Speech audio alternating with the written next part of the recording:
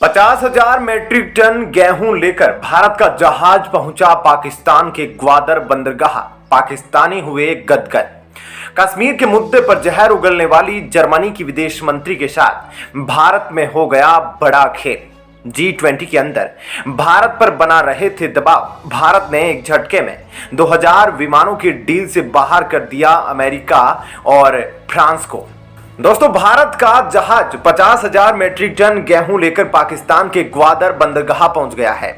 इस वक्त पाकिस्तान के हालात जो चल रहे हैं उसे बताने की जरूरत नहीं है, जिसके चलते कुछ महीनों से पाकिस्तान के अंदर आटे की कमी देखी जा रही है।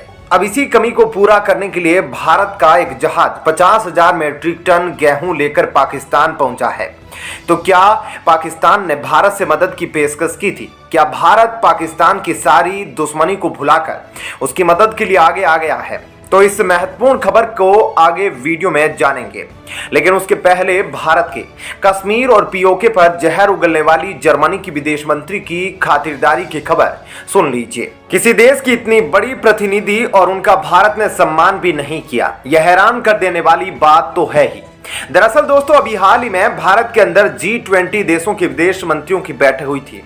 इस बैठक में जर्मनी की विदेश मंत्री भी भारत दौरे पर आई थी, लेकिन उनके साथ एयरपोर्ट पर बड़ा खेल हो गया।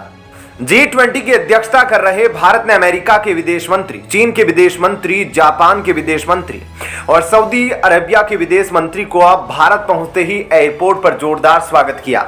लेकिन जैसे ही जर्मनी की विदेश मंत्री भारत दौरे पर पहुंची, कोई भी भारत का अधिकारी एयरपोर्ट पर उनके स्वागत के लिए नहीं पहुंचा। आखिर क्यों भारत ने जर्मनी के विदेश मंत्री की इतनी बड़ी तगड़ी बेइज्जती कर दी है?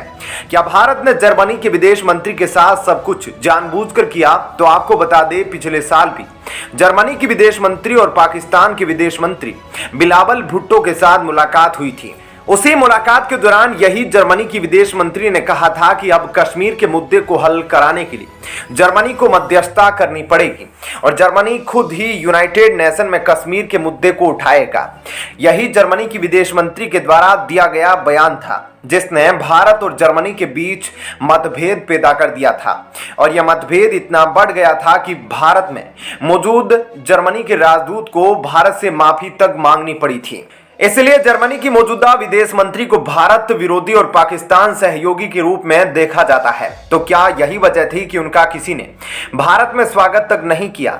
अब इसकी असल सच्चाई क्या है, इसके बारे में तो कोई खबरें नहीं आई है। लेकिन अगर देखा जाए तो भारत के अंदर लगातार दुनिया भर के कई नेताओं का आना जाना लगा रहता है। तो हो सकता है कि जिस वक्त किसी देश के विदेश मंत्री भारत में लैंड कर रहे हो, उसी वक्त जर्मनी की विदेश मंत्री का भी विमान लैंड किया हो और कोई भी उनके स्वागत में ना पहुंच पाया हो।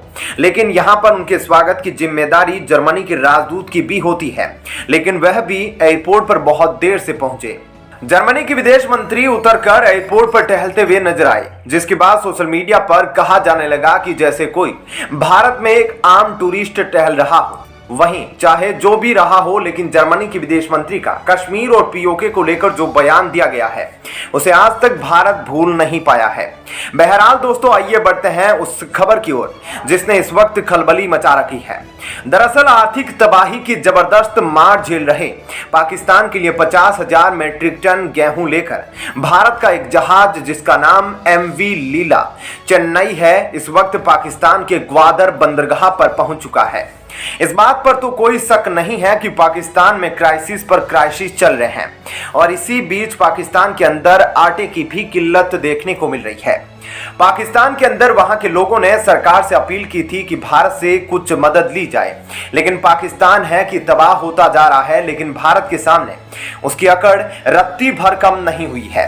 वहीं भारत, जिसने अफगानिस्तान तक को ट्रकों में भरकर गेहूं की सप्लाई की है, अगर पाकिस्तान भी भारत के सामने अपनी झोली फैलाता तो भारत जरूर पाकिस्तान की मदद करता। तो आप सोच रहे होंगे कि आखिर पाकिस्तान को भारत की जो जहाज गेहूं की खेप लेकर पहुंची है, क्या वह भारत की नहीं है? तो आपको बता दें, पाकिस्तान आटे की किल्लत से निपटने के लिए भारत नहीं आया बल्कि रूस गया था और रूस से 4.5 लाख मैट्रिक टन गेहूं का डील कर लिया। पर अब आप देखिए, पाकिस्तान भारत से जितना दूर भागने की कोशिश कर रहा है, उतना ही भारत को अपने नजदीक खड़ा पा रहा है। रूस से पाकिस्तान ने गेहूं की डील की थी और उस गेहूं की सप्लाई की जिम्मेदारी भारत के ट्रांसपोर्टेशन शिप को दी गई। अब इसी के चलते रूस से गेहूं को लेकर भारत की शिप पाकिस्तान पहुंच चुकी है। वहीं आपको बता दें, भारत की जो MV लीला जहाज से पाकिस्तान को गेहूं की सप्लाई की जा रही है, उस कंपनी का नाम है ग्लोबल मार्केटिंग सिस्टम। इस कंपनी में 40 जहाज है। तो दोस्तों, यह तो थी इस वीडियो की पहली खबर। अब आइए आपको एक और महत्वपूर्ण खबर के बारे में बताते हैं। दोस्तों, मौजूदा वक्त में भारत के अंदर G20 शिखर सम्मेलन का आयोजन किया जा रहा है और इसी बीच विदेश मंत्रियों की बैठक के 2 दिन के अंदर ही भारत एक ऐसा फैसला लेने जा रहा है जिससे सभी पश्चिमी और यूरोपीय देशों को गहरा झटका लगने वाला है।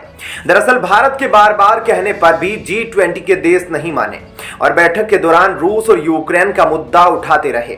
आपकी जानकारी के लिए बता दें कि अभी तक G20 के तहत भारत में 2 बैठकें की जा चुकी है, जिनमें पहली बैठक दुनिया भर के वित्त मंत्रियों की थी और दूसरी बैठक विदेश मंत्रियों की। लेकिन इन दोनों बैठकों के बाद सभी देशों के मंत्रियों के द्वारा कोई साझा रिपोर्ट भी पेश नहीं की गई, जो भारत के लिए किसी झटके से कम नहीं है, क्योंकि भारत ही G20 के अध्यक्ष देश है। लेकिन वहीं दिल्ली में हुई विदेश मंत्रियों की बैठक के बाद भारत की ओर से एक ऐसी खबर आई है जो यूरोपीय और पश्चिमी देशों को हैरान करने वाली है। दरअसल आपको बता दें, भारत जल्द से जल्द अपने छोटे से छोटे शहर तक भी अपनी एयरलाइन की सुविधा देने की तैयारी कर रहा है, जिसके तहत भारत को 2000 से अधिक पैसेंजर विमानों की जरूरत है। वहीं आपको पता होगा कि दुनिया भर में जितने भी पैसेंजर एयरक्राफ्ट मौजूद है, उन सभी का निर्माण लगभग एयरबस और बोइंग के द्वारा किया जाता है। लेकिन यहां पर जो खबर आई है, उसने अमेरिका समेत सभी यूरोपीय और पश्चिमी देशों को परेशान कर दिया है। दरअसल आप स्क्रीन पर आर्टिकल देख सकते हैं, जिसके मुताबिक भारत 2000 से अधिक विमानों की खरीदारी के लिए रूस के सुखोई और ब्राजील की कंपनी एम्ब्रर से बातचीत शुरू कर चुका है।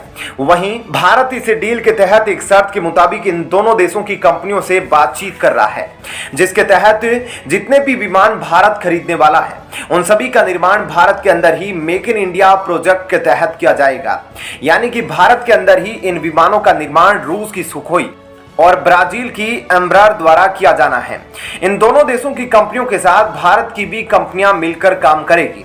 वहीं पश्चिमी और यूरोपीय देशों को इस बात का झटका लग गया है कि भारत इतनी बड़ी डील कर रहा है, लेकिन उसने उनके देशों की कंपनियों से पूछा तक नहीं।